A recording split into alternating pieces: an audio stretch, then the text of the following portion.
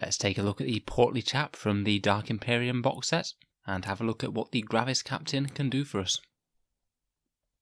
Hello and welcome back to Auspex Tactics, the strategy focused 40k channel where we've been going through the Space Marine Codex, one unit at a time, and seeing how these units will work for us on the battlefield. This time it's the turn for the Gravis Captain, one of the first Primaris models released and a staple of the Dark Imperium box set. We'll take a look at his rules, any ways that we can buff him up to max fighting potential, and how I would field one on the battlefield. Now there are 7 different ways that you can field captains in the new Space Marines Codex, so this guy has some stiff competition. But without further ado, let's get into his rules. The captain in Gravis Armour is an HQ choice for Codex Space Marines. He will cost 108 points, and exactly 108 points because he doesn't have any options that he can trade out his war gear for. He has a captain stat line that's further augmented by his Gravis Armour. He has a move of 5, weapon skill and ballistic skill of 2 up, strength 4, toughness 5, 7 wounds, 5 attacks, leadership 9 and a 3 up save. So a little slower and a little tankier with that extra point of toughness and that extra wound. Like all Space Marine captains, he has a 4+ invul save from his Iron Halo, so he's certainly not going down without a fight. He's equipped with a Boltstorm Gauntlet and a Mastercrafted Power Sword. The Boltstorm Gauntlet has a pistol 3 12-inch range bolter shot, so not too bad for adding a few extra shots to an enemy infantry unit that he gets in close with. And the rest of the Boltstorm Gauntlet essentially functions as a Power Fist.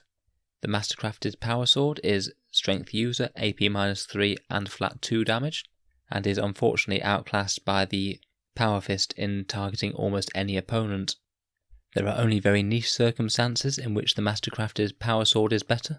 It's very, very, very slightly better at taking out Primaris Space Marines, due to them being 2 wounds, and this reducing the efficiency of the damage D3 Power Fist, and is similarly usually better in any, and outcompetes the Power Fist for any other toughness 4 or toughness 3 model that has exactly 2 wounds, no more, no less.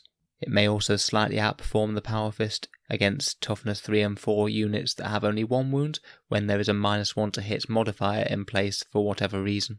But as a general rule of thumb, you're almost always going to be better off hitting with a Power Fist, so just go with that when in doubt. In the edge cases, the Power Sword doesn't outperform the Power Fist by that much in any case. Other than this war gear, he has the standard Space Marine Captain special rules. Angels of Death will give him shock assaults, so 6 attacks on the charge, and combat doctrines will only really apply to him when he's in the assault doctrine, due to his weapons being pistol and melee only. As we mentioned, he has his Iron Halo for a 4-up invul save, and the standard Space Marine Captain bubble where you get to reroll 1s if your unit is within 6 inches of him, and naturally this includes himself. So overall, the Gravis Captain is a very tanky Space Marine Captain that's locked into certain war gear, which in melee basically amounts to a Power Fist. You're really paying the extra 17 points over a regular Primaris Captain with a Power Fist to access that durability. In terms of buffs, you can't give the Gravis Captain any additional war gear, but you can give him things like Warlord traits and relics. You could give him the Imperium Sword for +1 strength and attack, to have him hit very, very hard with that Power Fist, and you could either improve his defense or offense with a relic. You could Mastercraft his Boltstorm Gauntlet, so it will be damage D3 +1 when in melee, and that's basically akin to giving him an extra 50% damage against heavy hitters, which is a very decent buff for 1 command point. Other options are to give him the Burning Blade, which will allow that Mastercrafted Power Sword to outclass the Power Fist, giving him strength 7, AP-5 and a flat 2 damage. Another potential relic is the Armour Indomitus, which will further augment his defensive profile by giving him a 2-up save, and once per game he can activate a 3-up invul save that should carry him through the turn when he is most threatened. I'm focusing mainly on these offensive and defensive weapons because he's a captain that's already locked into some offensive and defensive buffs. Obviously any buffing relic is going to be useful if you were thinking about taking it anyway to augment the rest of your army. One last thing I'd mention about relics is that the Salamanders chapter in particular can create an incredibly tanky warlord. Between a warlord trait for +2 toughness and a relic that gives them -1 to wound rolls, you can have a very nearly unkillable Gravis Captain, because even things like autocannons will only be wounding him on a 5-up, so that's very nice indeed. Let's look at a few stratagems to consider using on him now. As a fighty captain, you should generally consider the Honour the Chapter and only in death does duty end stratagems, to allow him to do an extra burst of damage when it's needed in close combat to swing again against a foe that absolutely needs to die that turn. If you're thinking of using him to buff nearby units, you'd think about the Chapter Master stratagem for 2 CP. Those 4 rerolls are incredibly strong, and I don't need to explain them further here. If he is not your Warlord, you could consider giving him a Warlord trait using Hero of the Chapter. So you could make him a fighty Gravis captain by giving him the Imperium sword, and then not worry too much about throwing him into battle to use that decent offensive and defensive profile. Gene-wrought Might has the option to give him a few extra attacks for rolling 6s to hit in the fight phase, and Transhuman Physiology could be useful if the enemy turns some extremely heavy weapons on him and you desperately need him to survive that turn. Bear in mind that all of these are options. I wouldn't recommend going absolutely nuts with stratagems on this one guy. In general, there will tend to be more powerful characters that you can use most of these options on, so a Gravis Captain might not necessarily be your first port of call. So how would I use a Gravis Captain on the battlefield? Firstly, I'd have to think about what role I'd want to use the Captain for. If I was buying a Captain that was just sat back and buffing a gun line, and not expecting to be jumping into close combat, I'd probably more consider one of the less upgraded captains, say just a standard Space Marine captain without any combat upgrades, and just save the 36 points or so for use elsewhere in the army. I feel the Gravis captain's best niche is probably alongside an advancing gun line, moving up the board. He'd be reasonable for escorting things like aggressors or advancing intercessors, to provide them a buff either from his rerolls or if you've upgraded him to a chapter master, and then provide some melee threat if the enemy gets too close. His durability upgrade is an interesting one, because in general it's not going to come into effect unless you've lost a lot of your own army, and the opponent is actually being able to shoot down your characters, which will usually be screened from enemy fire.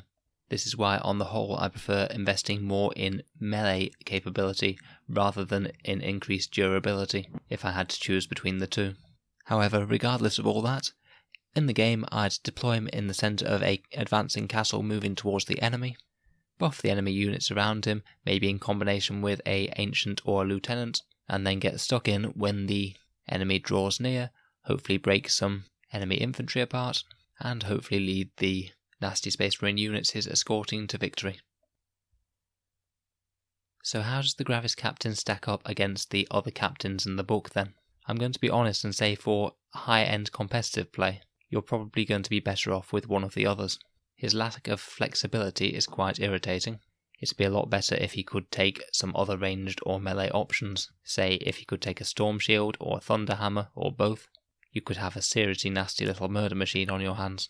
As it is though, I quite like the Captain on bike better, because he's equally toughness 5 and has an additional wound, and you can always buy in a Storm Shield and a Power Fist for that bike captain, for a very similar cost to the Gravis Captain, and of course the bike has the advantage of having a very good movement rather than a very bad movement, so I'm afraid that the Gravis Captain doesn't stack up amazingly well there.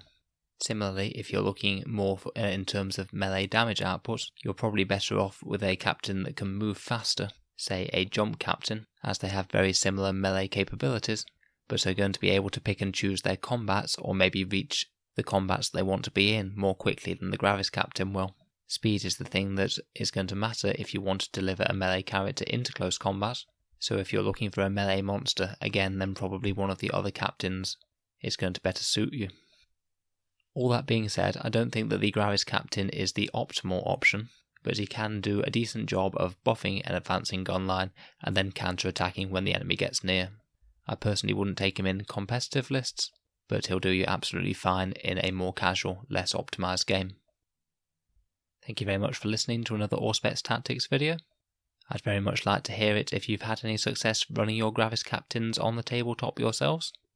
I have one myself and I've painted him up from the Dark Imperium box set, but he does often get left on the shelf in lieu of other HQ choices unfortunately.